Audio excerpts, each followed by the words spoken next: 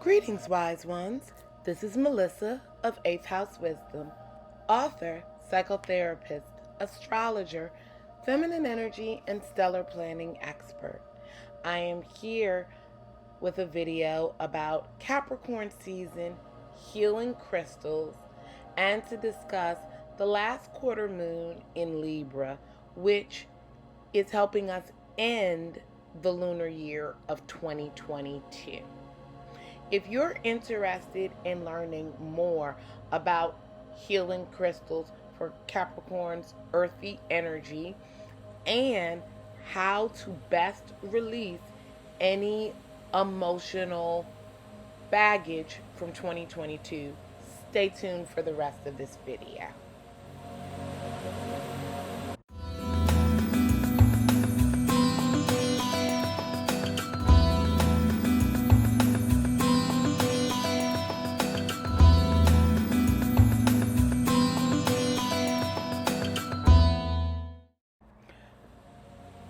Welcome to Capricorn season. We are in the final days of the sign of the Father. And as I record this video, we are just moments before being at the halfway mark between the final full moon of 2022. That was the snow moon in Cancer that took place on January 6th, and the upcoming new moon in Aquarius on January 21st, which will kick off the Lunar New Year for all of us. This is the strongest characterization of what a last quarter moon is. It is the midpoint between the full moon and the new moon, and it lets us know that it is time to kick our releasing and completing activities into full gear. It's important to note that with some of the activity we have going on in the sky currently, the houses of Taurus, because it is also Venus ruled, and Aquarius are being activated right now. Taurus represents what you're building in wealth and personal property. And Aquarius is where structure is being created for the future in 2023. Now is a good time for us to think about these two aspects of our lives and how the Aquarius house in your chart can support the improvements that you want to make in the Taurus ruled house of your chart. For example, my Aquarius ruled house is my 9th house by whole sign houses. And so that's my house of higher learning, where I show up as a teacher, philosopher, spiritualist, and a lover of travel. It also relates to connections related to that. So that particular house, which is my 9th house, can help me make improvements in my Taurus house, which is my subconscious mind, my blind spot. The 12th house also relates to foreign travel and long distance places. So interestingly enough, there's a two-way travel connection there. Looking at that dynamic in your chart will be helpful in understanding how to work with the energies at play within the next week or two. It's also important to note that the Great Conjunction which is the meetup of Jupiter the Great Benefic and Saturn the Great Malefic, which happened in Aquarius in 2020, is also finally being activated in a strong way by what's occurring this year. Actually, at the end of December, the eclipse and transits that happened with Uranus in Taurus really did help push us in the intended advancements that we have in our Aquarius ruled area of life. Now that we stand here at the last quarter moon, we're being given an opportunity to look out over all that we've created and think about things that are necessary for completing. Also, this week, Mars retrograde motion came to an end on January 12th. Preparing to return to where it last was in the sky with its current direct motion means that we will be covering ground that we already have reviewed and discussed, primarily between the period of October 28th or October 30th through to January 12th. Even though Mars has released, please watch your temper, watch your words. Do not go in with a full-on attack. You may be overblown, and you may be releasing some of the stored up Mars energy that we have had during that retrograde period. Just remember to pump your brakes.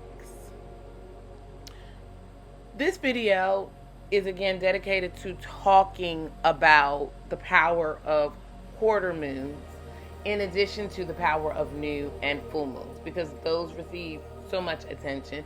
And actually, there's even more than 4 or 8 phases technically within the moon if you break down what happens with growing to full light and dimming. But it's important for us to know some of the anchor points so that we can check our flow and match it up with the planet so that we can check in and see, are we going with the flow or are we about to get dragged because our intentions and our activities are directly in contrast with the Earth and the Moon's biorhythms. And when it comes to thinking about this for Capricorn season, that's a really big deal because Capricorns want to be successful at everything that they do. They want to be at the top of their game. And they're also very concerned about their public image. Thinking about all of these things helps us to really dive into aspects of slowing down and self-care so that we can make that best impression.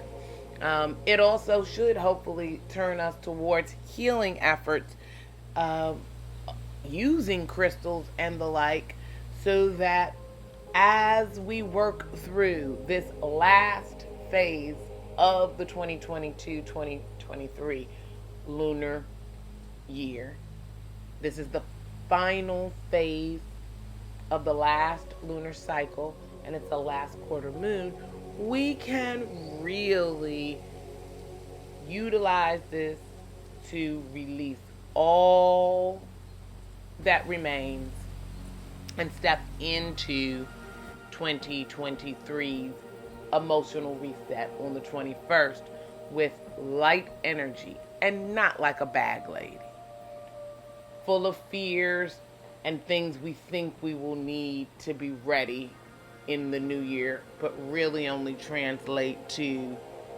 schlepping multiple bags behind you. Again, thinking about Capricorn energy, Capricorn is a cardinal influencer sign. January lunar cycle is all cardinal base. cardinal signs kick off a season. Capricorn starts the winter season. It is known as strong, masculine, structured, direct energy. The archetypes that it pulls down are the Lord of Karma and Father Time.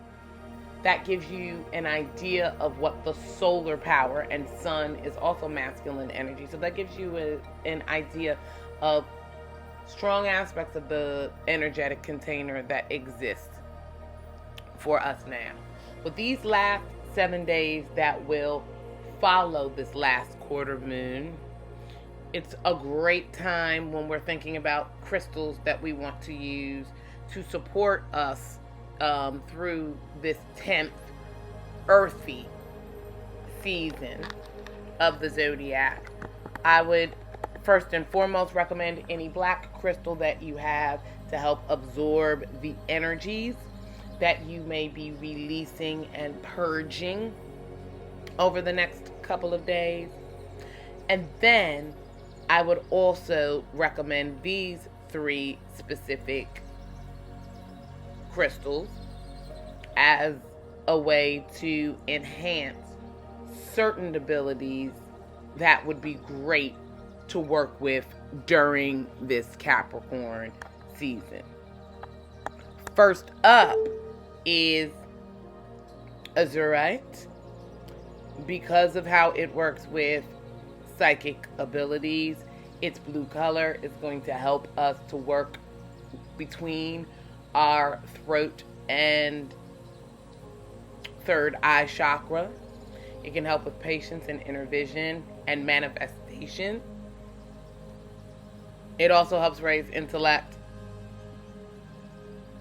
and awareness, which helps Capricorn utilize its wisdom best.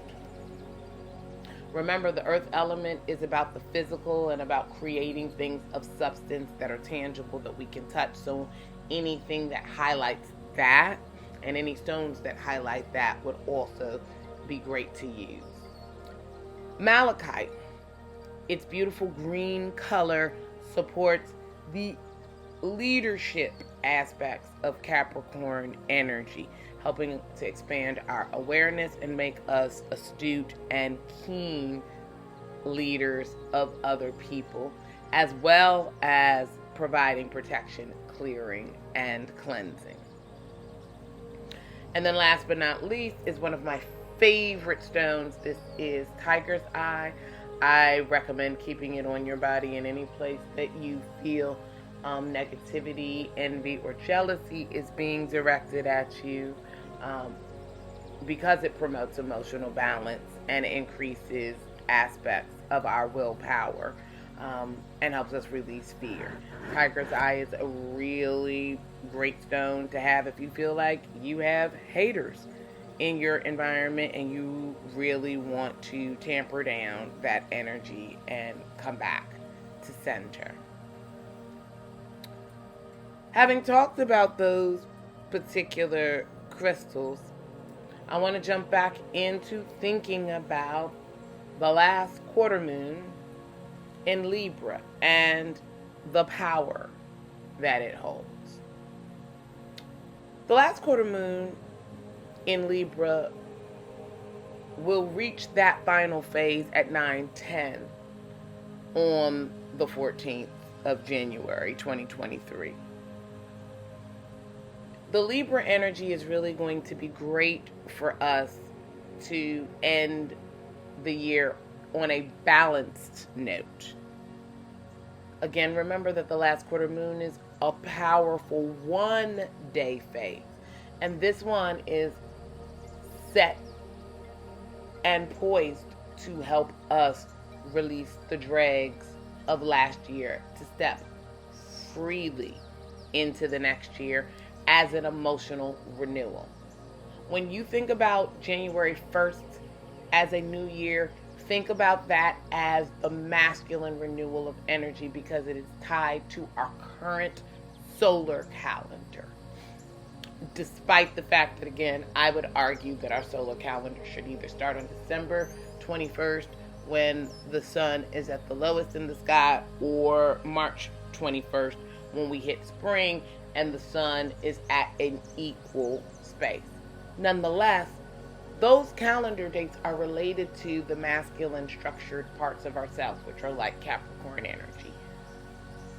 A lunar year is more about our divine feminine, our emotional self, our environment, and renewal. So January 1st was a good time to start thinking about goals and working through those. And this particular new year that we have coming up is a time for us to think about what renewal will look like internally. That's one of the reasons why I am running my 2023 and 2024 Lunar Wisdom and Self-Care Challenge at this very point. Because most of us have an internal expectation that we should stay on 100, like a full moon, until we can't work anymore. And usually that results in us passing out in order to recuperate and rushing to try to do that again. If we work with the power of the moon and lunar self-care, then we recognize the need to do slower, nourishing activities after the moon is full. That this is not a time to take new actions.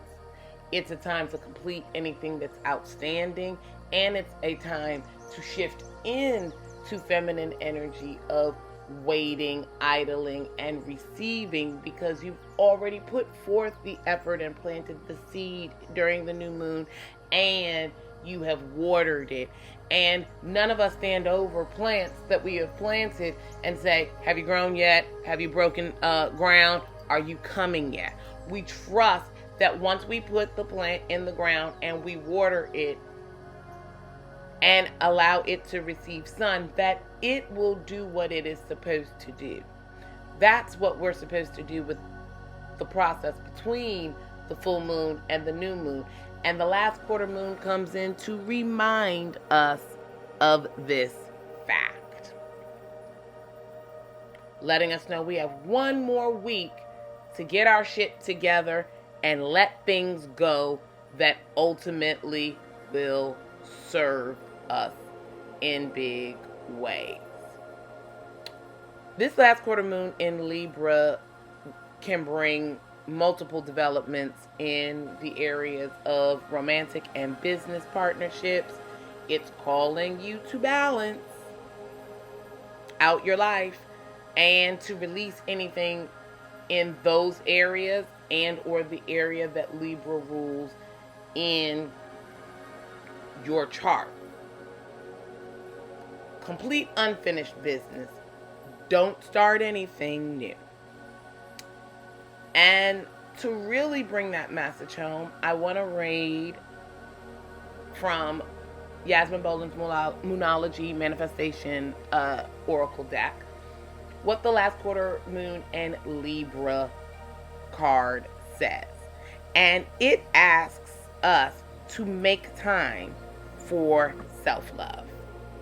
Have you been trying to please all of the people all the time when you are not quite happy yourself? There's a difference between wanting to live positively and spiritually bypassing. When you refuse to acknowledge your feelings, you can't, which is when you refuse to acknowledge your feelings, you can't fool the universe. So pretending to be happy when you're sad will get you nowhere. Rather, you need to deal with your feelings. That is the only way. And if you're people pleasing, stop. Think about what's going on and why you're doing it. The manifesting mix for the last quarter moon in Libra is a reminder that while it's lovely to do things nicely, they also need to be done well. Be sincere. The manifesting mindset is the way to get in the manifesting zone is to work through all of your stuff. Once you have done that, you become a clear signal for your desires. This moon is absolutely pivotal in cleaning out your closets and the dust bunnies and everything that exists under places. Let's make sure that we utilize it for exactly what it is. In addition to the crystals that I spoke about earlier in this video, pyrite, blue kyanite, green turquoise, red tiger's eyes, and pink magano, calcite, or sunstone are also great crystals that would be really helpful to use during this time. And your manifestation affirmation is harmony surrounds me. I am on my path. I hope that you can see how aligned and important it is for all of us to engage in some self-care on purpose. So I send you lots of encouragement to listen to your body, embrace the slowing up of energy, and to engage in lots of self-love and care for the next week leading up to the Lunar New Year. And, of course, I want to support you as best I can in reaching your goals for 2023 and beyond. First up, you want to grab crystals? Take a look at the link in the description below so that you can get your own high quality, ethically sourced crystals, and use my coupon code 8th House Wisdom for 11% off of any purchase. Next up, of course, in order to really understand what it is that I am talking about related not only to the moon phases but lunar self-care, you need a copy of your birth chart because you need to know where all the houses are to be able to understand where Taurus, Aquarius, and Libra fall in your chart.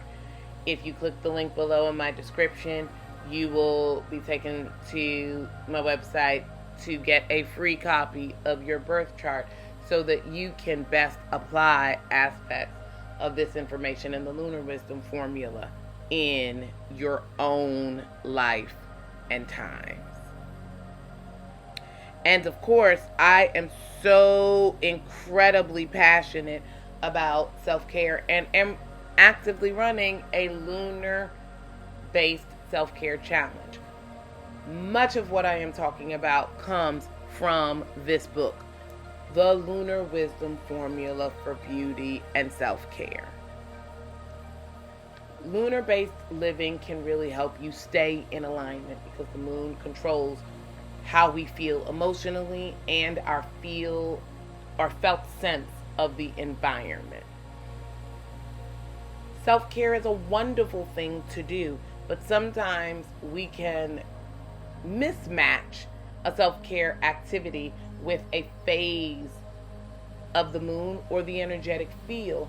And while it might be great to get a massage, it might have felt a little bit better if I did it 2 days before or 2 days after, based on the tone and the recommended activities for that particular moon phase and sign. That's a lot of research to do, and so I've got you covered.